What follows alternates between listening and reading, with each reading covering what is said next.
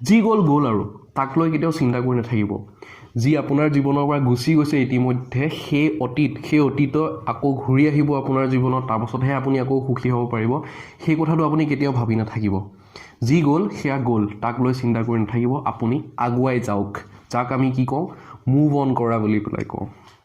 ঠিক আছে, আৰু মই এই যে যি গ'ল সি গুচি গ'ল সেই কথা লৈ মই যি বুজাব বিচাৰিছোঁ আৰু আপুনি কি বুজিছে সেয়াও মই সম্পূৰ্ণকৈ বুজি পাইছোঁ। আপুনি নিশ্চয়কৈ কোনোবা মানুহৰ কথা বুজি পাইছে, কোনোবা মানুহ আপোনাৰ জীৱনত কালিলৈকে আছিল আৰু আজি নাই, তেওঁ আজি গুচি গৈছে, সেই কথাটোকে আপুনি বুজিছে।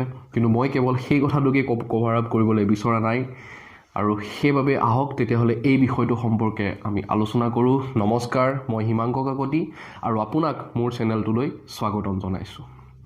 এতিয়া চাওক, যি গ'ল গুচি গ'ল। এতিয়া যি গ'ল গুচি গ'ল বুলি কওঁতে আমাৰ অতীত হৈ যায়, গুচি যোৱা মানে আমাৰ অতীত, অৰ্থাৎ কালিৰ দিনটো আমাৰ বাবে আমাৰ জীৱনত আছিল এটা দিন, কালি আছিল 20 তাৰিখ। এই 20 তাৰিখটো যে গুচি গ'ল মানে গ'ল। সেই দিনটোত আপুনি ভাবিছিলে বিভিন্ন ধৰণৰ, আপুনি পৰিকল্পনা কৰিছিলে যে মই এনেকৈ আজিৰ দিনটো পাৰ কৰিম, আজিৰ দিনটোত এইটো মই কাম কৰিম, বা আপুনি নিৰ্দিষ্টকৈ যিটো কাম আপুনি মনে বিচৰা কাম কৰিব বিচাৰে বা যিটো কাম আপুনি কৰি আছে সেই কামটোত আপুনি 100% আপোনাৰ দি দিছিল। কিন্তু তাৰপিছতো কি হ'ল, সেই কামটো আপোনাৰ সফল নহ'ল। গতিকে সেই কামটো সফল নহ'ল যেতিয়া, সেই কথাটো আজিলৈ, সেই বিফলতাই যাতে আমাৰ আজিটোৰ ওপৰত কোনো ধৰণৰ প্ৰভাৱ পেলাব নোৱাৰে। যদিহে সেই কালিটোৱে আমাৰ আজিটোৰ ওপৰত সদায় প্ৰভাৱ পেলাই থাকে, তেতিয়াহ'লে আমাৰ কি নহ'ব, আমি আগবাঢ়ি যাব নোৱাৰিম। এটা উদাহৰণ দিছোঁ, আপুনি ধৰি লওক পৰহি ৰাতি শুওঁতে আপুনি ভাবিছিল যে মই কাইলৈ খুব সোনকালে শুৱাৰ পৰা উঠিম। আপুনি 5 বজাত এলাৰ্ম দিলে, এলাৰ্ম বাজি আছে, আপুনি সাৰ নাপালে, সাৰ পাইছে যদিও এলাৰ্মটো অফ কৰি আপুনি শুই গ'ল, আপুনি ৰাতিপুৱা সাৰ নাপালে। লগে লগে কি হ'ব, আপুনি নিজকে বহুত কিবা কিবি মনৰ ভিতৰত ক'বলৈ আৰম্ভ কৰি দিব। আপুনি নিজকে ক'ব, মোৰ একো কাম নাই, মই ৰাতিপুৱা শুৱাৰ পৰা সোনকালে উঠিবকৈ নোৱাৰোঁ, মই কি কৰিম আৰু, আজিও ভাবিছিলোঁ সোনকালে উঠিম, আজিও উঠা নহ'ল। তেনেকৈ আপুনি কৰিব, তেনেকৈ লগালগ আপুনি কি কৰিব, নিজকে গালি পাৰিবলৈ মনৰ ভিতৰত আৰম্ভ কৰি দিব। নিজকে গালি কেতিয়াও নাপাৰিব। নিজকে, আনক গালি দিয়াটো মানে যিমান বেছি বেয়া, তাতোকৈ বেছি বেয়া নিজক গালি দিয়াটো। নিজক কেতিয়াও গালি নিদিব। ঠিক আছে, উঠিব মই চেষ্টা কৰিছিলোঁ, মই উঠিব নোৱাৰিলোঁ, একো নাই, ৰিলেক্স, বহি লওক অকণমান সময়, এগিলাচ ঠাণ্ডা পানী খাওক, তাৰপিছত চিন্তা কৰক দিনটোৰ যে এই বাকী সময়খিনি আছে, ৰাতিপুৱা 5 বজাত উঠাটোৱে অকল কাম নহয় আমাৰ, আৰু বহুত কাম থাকে। গতিকে সেই কামখিনি কেনেকৈ মই নিয়াৰিকৈ কৰিব পাৰিম, যাতে আজিৰ বাকী কামখিনি খুব সুন্দৰকৈ শেষ হয়, আৰু ৰাতি বিচনাত পৰিবলৈ মই যাওঁতে এক ফূৰ্তিৰ মনেৰে, এক আনন্দ মনেৰে মই বিচনাত পৰিব পাৰোঁ। কাৰণ ৰাতিপুৱা সোনকালে উঠাতকৈ বেছি দৰকাৰী ৰাতি খুব আনন্দ মনেৰে আমি সোনকালে বিচনাত পৰাটো। ৰাতি আমি ভাল এটা মন লৈ যদি আমি ৰাতি বিচনাত পৰিব নোৱাৰোঁ, তেতিয়াহ'লে আমি ৰাতিপুৱা সোনকালে উঠিব নোৱাৰোঁ। গতিকে আমি তেনেকৈ ইণ্টেলিজেণ্টলি আমি কামবোৰ কৰিব লাগিব। যদিহে আমি ভাবি থাকোঁ আজি মই এইটো কাম কৰিব নোৱাৰিলোঁ যদি সেই কথাটোকে লৈ যদি সকলো সময়ত আমি চিন্তা কৰি থাকোঁ, নোৱাৰিলোঁ, নিজক গালি দি থাকোঁ সকলো সময়ত, কিয় নোৱাৰিলোঁ মই, সকলোৱে পাৰে। গতিকে সেইবোৰ কথা কৈ থাকিলে আমি কি হ'ব, আমি নিজকে আমি ছাপ্ৰেছ কৰা নিচিনা হৈ যাব। আমি সদায় যিখিনি আমি নিজক সদায় কি কৰিব লাগে, সেইটো আটাইতকৈ টান কাম। নিজক এনহেঞ্চ কৰাটো, নিজক উৎসাহ দিয়াটো আটাইতকৈ টান কাম পৃথিৱীত।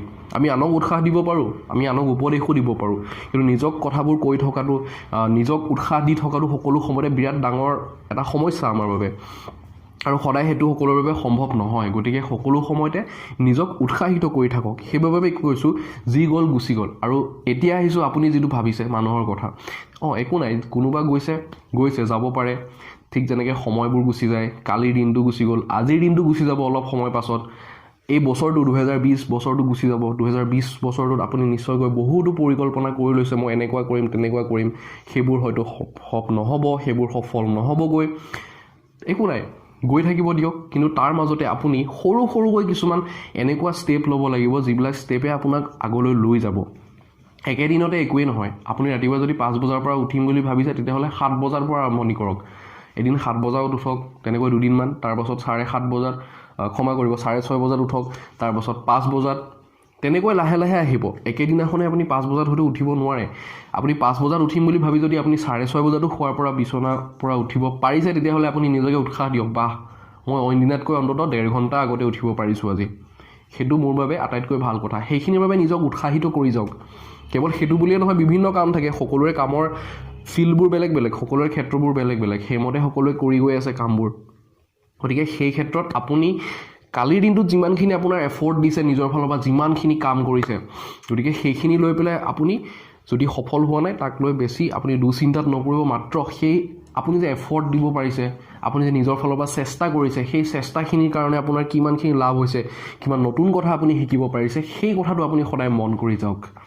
যি কি নহওক, যি গ'ল গ'ল, মুভ অন কৰক। মুভ অন কৰা মানে সদায় কোনোবা এজন গুচি গ'ল গতিকে নতুন কোনোবা এজন আদৰি লোৱা, সেইটো মুভ অন বুলি মই কেতিয়াও নাভাবোঁ। মুভ অন মানে জীৱনত এটা মোশ্যন থাকিব লাগে, মানুহৰ জীৱনটো সদায় আগবাঢ়ি গৈ থাকিব লাগে। মই সেইটোৱে সদায় বুজোঁ। আমি মুভ কৰি থাকিব লাগে। বিচনাত পৰি কান্দি থকাতকৈ, বিচনাত পৰি থকাতকৈ ৰাতিপুৱা শোৱাৰ পৰা উঠি দৌৰিবলৈ যোৱাটো বহুত বেছি ভাল বুলি মই ভাবোঁ।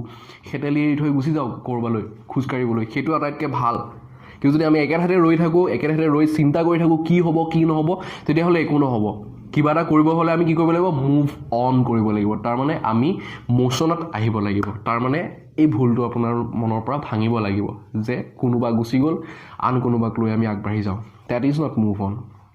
মুভ অন মানে জীৱনটো এটা মোশ্যনত অহাটো। গতিকে যি কি নহওক, আগুৱাই গৈ থাকক, নিজকে উৎসাহিত কৰি থাকক, জীৱনটো সুন্দৰ কৰি থাকক। আৰু কেনেকুৱা পালে কথাখিনি আলোচনা কৰাৰ বাবে তলত জনাব। এই সম্পৰ্কে আপোনাৰ মনতো যদি কিবা ধাৰণা আছে সেয়াও জনাব। যি কি নহওক, ধন্যবাদ। আপোনাৰ জীৱনটো সুন্দৰ হওক।